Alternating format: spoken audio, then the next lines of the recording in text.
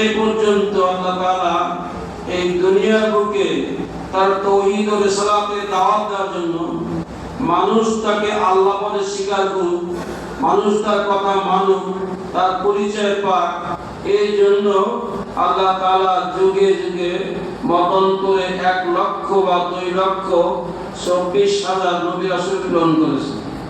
কত? 1 লক্ষ বা 2 লক্ষ 24,000 নবী রাসূল প্রেরণ করেছেন। উদ্দেশ্য কি?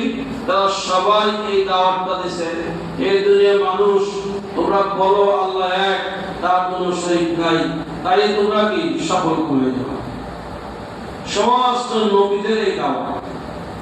কয়েকজন নবীর কথা কোরআন পাকে উল্লেখ আছে, কিন্তু আল্লাহ বলেছেন অমিনহুম মান লাম নাস আলাইকা, যে আপনার রাসূল আপনার কাছে বই নাই, কারা কারা নবী আসছে। হাদিস মধ্যে আসছে মতান্তরে 1 লক্ষ বা 2 লক্ষ 24,000 নবী আছে।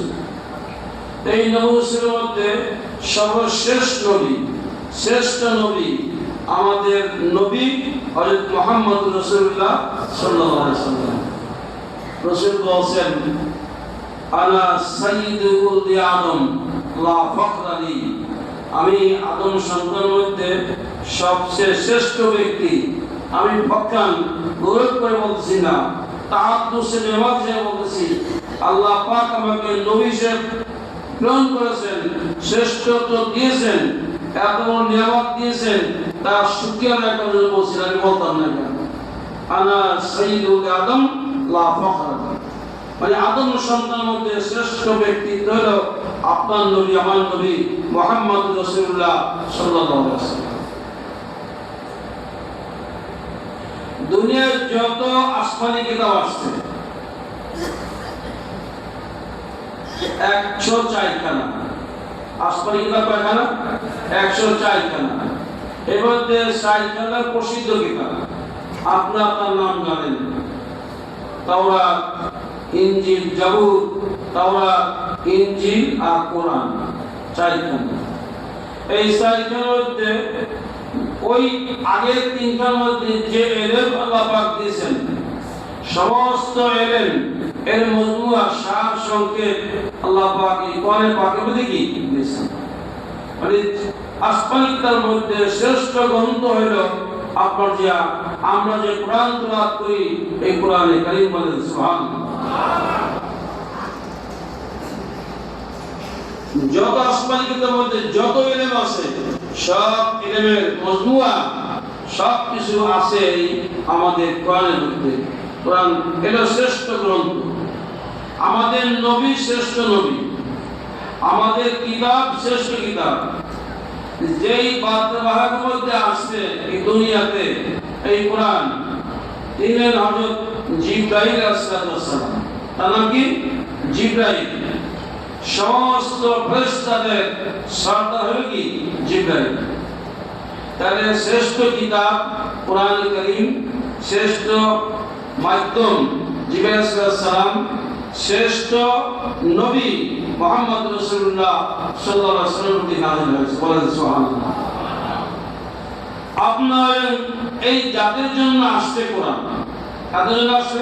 আমাদের জন্য আসছে। আমরা হইলাম শ্রেষ্ঠ উম্মাহ, বলেন সুবহানাল্লাহ। কি উম্মাহ? শ্রেষ্ঠ উম্মাহ। কি দাবি করলে হবে?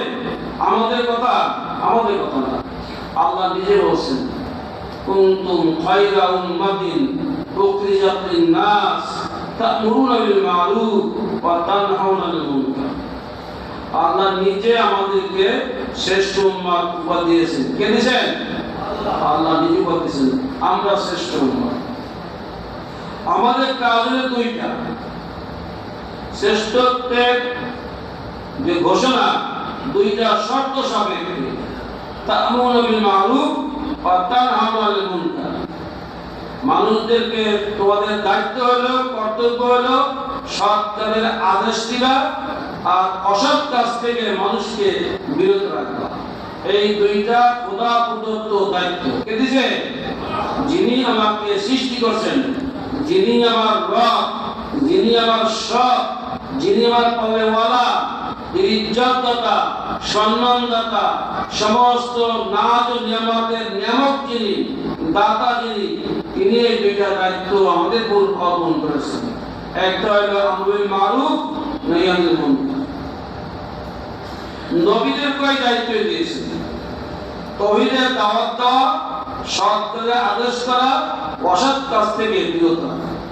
সেই নবীরা কাজ, নবীরা দায়িত্ব আমাদের উপর অর্পিত। কারণ কি? রাসূল হলেন যুগে নবী আসছে চলে গেছে, নবী আসছে চলে গেছে। তো নবী চলে যাওয়ার পরে উম্মাহ বিভ্রান্ত হয়ে গেছে বা তার বিভক্ত হয়ে গেছে, কোন পথে চলবে সঠিক পথ তারা পায় নাই, এরকমই বেশিরভাগ হয়েছে। আমাদের নবী শ্রেষ্ঠ নবী, আমাদের নবী শেষ নবী, আমাদের নবীর পরে আর নবী আসবে না। নবুয়তের মিশন, দাওয়াত অর্থাৎ সৎ করে আদেশ, অসৎ করে নিষেধ, এটা তো কিয়ামত পর্যন্ত কি বাকি থাকবে। এই কাজগুলো করবে কারা? এই আপনাদের যে উপর গুরু দায়িত্ব অর্পিত, এই আপনারা যদি কাজটা করবেন, আমরুল বিল মারুফ নাহি আনিল মুনকার, এই দায়িত্ব আল্লাহ পাক আমাদেরকে দান করেছেন। রাসূল বলেন আনা খাতামুন নবিয়্যিন লা নবিয়্যা বা'দি, আমি হলাম শেষ নবী, আমার পরে কোনো নবী আসবে না। রাসূলের পরে যারাই যদি মাঝে মাঝে নবুয়ত দাবি করে না, আমার দেশে বন্য নবীর আবির্ভাব ঘটে। রাসূলের যুগের পরেও কি আবার বন্য নবী আবির্ভাব করছে, কিন্তু স্থায়িত্ব হয় নাই। আমার দেশে স্থায়িত্ব হয় না। এই যে কাদিয়ানিয়ারা নবী দাবি করেন, হ্যাঁ, গোলাম আহমদকে নবী দাবি করেন, সে এখনো দাঁড়িয়ে আছে, কিন্তু প্রতিবাদও চলছে, কিন্তু প্রতিষ্ঠা পায় না, পাবে না। কারণ কি? রাসূল বলে গেছেন আনা খাতামুন নবিয়্যিন লা নবিয়্যা বা'দি, আমি শেষ নবী, আমার পরে কোনো নবী কি আসবে না। আমাদের কাজের দুইটা, সৎ কাজের আদেশ, অসৎ কাজের নিষেধ।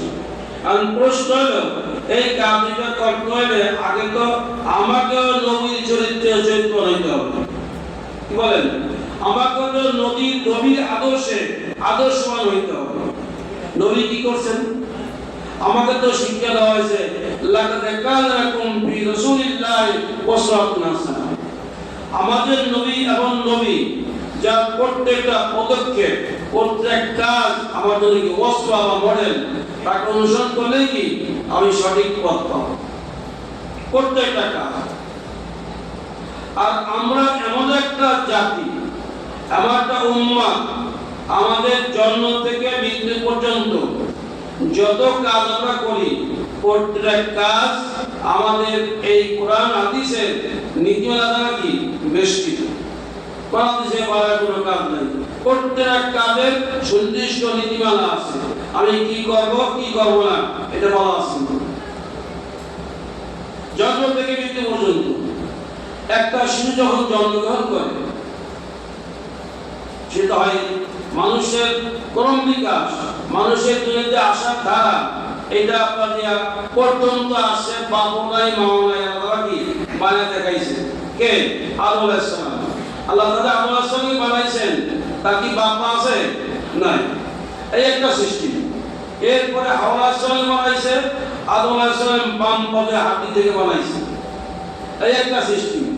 এরপরে তাদেরকে দুনিয়ায় পাঠাইছে। এরপরে দুনিয়াতে আসা একটা সিস্টেম চালু হয়েছে যে বাপ মা নারী পুরুষের সংমিশ্রণই হয় আর একটা মানব সন্তান যায় জন্মগ্রহণ করে। সেই ধারা যদি এখনো কি আছে? অব্যাহত আছে নাকি? অন্য কোনো সিস্টেম আছে থাকলেও সেটা ইসলাম অনুমোদন করে না। নারী পুরুষের সংমিশ্রণে এখানে আপনার যদি বৈধভাবে হয় তাহলে বৈধ সন্তান, অর্থাৎ যে রাসূল সাল্লাল্লাহু আলাইহি ওয়াসাল্লাম যে বিবাহ সিস্টেম চালু করেছেন, ওই বিবাহ আবদ্ধ হইয়া শরীয়ত সুন্নাহতে বিবাহ হয়, সেই বিবাহের মাধ্যমে সন্তান হয় বৈধ সন্তান।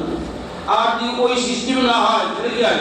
অবৈধ সন্তান, জাল সন্তান। কিন্তু মানুষ আসার সিস্টেমকে এইটা, মানুষ দুনিয়াতে আসতে হইলে নারী পুরুষের কি লাগে? সংমিশ্রণ লাগে। এই মানুষটা যখন দুনিয়াতে আসে, আসার সাথে তার কিছু মৌলিক অধিকার আমাদের উপরে বর্তায়। তার মৌলিক অধিকার, ওই শিশু মৌলিক অধিকার আমাদের উপরে বর্তায়। রাসূল শিক্ষা দিয়েছেন, কি শিক্ষা দিয়েছেন? সন্তান যখন ভূমিষ্ঠ হয়, তখন তার ডান কানে আজান, বাম কানে কি একমাত্র, ডান কানে আজান, বাম কানে ইকামত, এইটা তার অধিকার। আমাদের বর্তায় তোমরা নারী হোক বা পুরুষ হোক, ছেলে হোক বা মেয়ে হোক, তার যখন ভূমিষ্ঠ হইলে সাথে সাথে তার ডান কানে আজান, বাম কানে কি পন্থা, এইটার অধিকার। রসুল শিক্ষা দিয়ে, রসুল আদর্শ। যখন সে 7 দিন হয় তখন তার কি করতে হয়? আকি করতে হবে। ছেলে হইলে 2টা খাসি বা বকরি, আর মেয়ে হইলে কি কন্যা হইলে 1টা, যে আকি করতে হবে। এই রসুল শিক্ষা দেন, এটা নিয়ম। তারপরে তাহনিক করতে হয়। আল্লাহ আল্লাহ তারা খেজুর চাওয়াইয়া খেজুর লাড়া কিনে দিতে হয়, এইটাকে বলা একটা হানিক, এইটা সুন্নত। তারপরে 7ম দিন আকি করতে হয়, তার মাথা চুল কমাইতে হয়, চুল পরিমাণ স্বর্ণ অথবা রৌপ্য আল্লাহ রাস্তায় দান করতে হয়।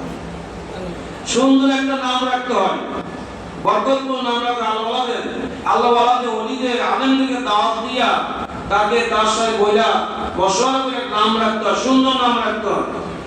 এগুলো সবই শিশুর জন্মগত অধিকার, তার অধিকার আমার দরকার পালন করতে হয়। এটা ইসলামের শিক্ষা।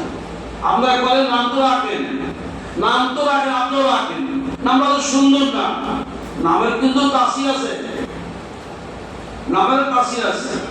এই জন্য আল্লাহর সিফাতের নামের সাথে মিলিয়ে নাম রাখতে হয়, অর্থবহ নাম রাখতে হয়, সুন্দর নাম রাখতে হয়।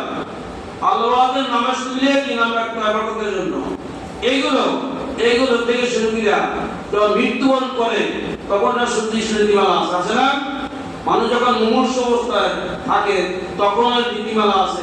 মারা যাওয়ার পরে যেদিকে মারা যাক আমরা কি করি? উত্তর দিকে সবাই দিই না, এটা সুন্নাত। যেদিকে মারা যায়, কানে মনে মারা গেছে, দক্ষিণ দিকে বাতাস হয়েছে, মারা যাওয়ার সাথে সাথে কি তার কি উত্তর দিকে সবাই, এগুলো নিয়ম। তারপর গোসল করাই, কাফন পরাই, কাফন কয়টা পরাইতো তাও কি রসুল শিক্ষা দিয়েছে, তাই নাই? কাফনও কি করতে রসুল শিক্ষা দিয়েছে, কাফনের টান থাকলে কি করতে তাও শিক্ষা দিয়েছে।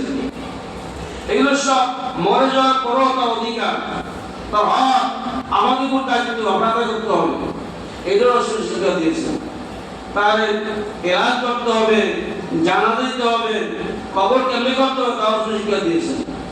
এক কথায় আমার জীবনে চলার পথে বলার পথে কোন কাজ কিভাবে করতে হবে সুনির্দিষ্ট নীতিমালা রসুল কি দিয়েছে। এই জন্য ইসলাম হলো মানুষের জীবনের জন্য, মানে চলার জন্য পরিপূর্ণ জীবন ব্যবস্থা, কোন জীবন নাই। যখন বড় হলেন আপনি আপনার কথা বলা শিখলেন, আপনি কি শিখাইতে হবে? এই যে সূরাকে আস্তে মস্ত করলেন, এই সূরাকে শিখাইতে হবে, কালেমা শিখাইতে হবে, সালাম কালাম শিখাইতে হবে, বাবা কিছু সব কিছু এই তালিম শুরু হয়ে গেছে।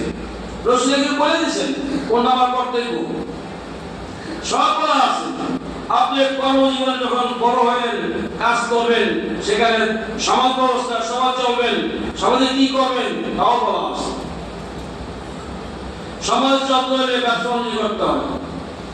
আমার পয়সা করে খাওয়া লাগে, খাওয়া লাগে না? খাওয়া লাগে।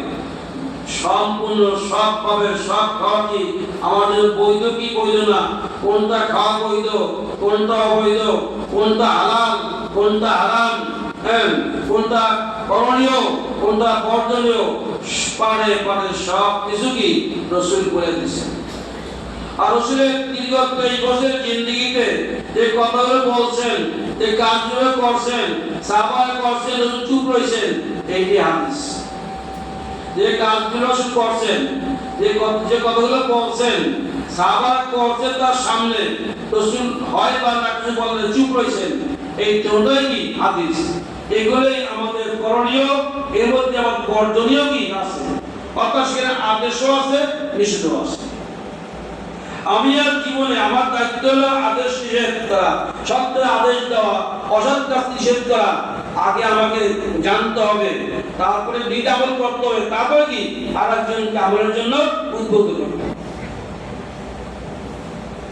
আপনার প্রত্যেক সমাজ জীবনে, পারিবারিক জীবনে, ব্যক্তিগত জীবনে, রাজনৈতিক জীবনে ইসলামের দর্শন কি, আবার কি করণীয়, কি বর্জনীয়, সব কিছু রাসূল কি বলে দিয়েছে।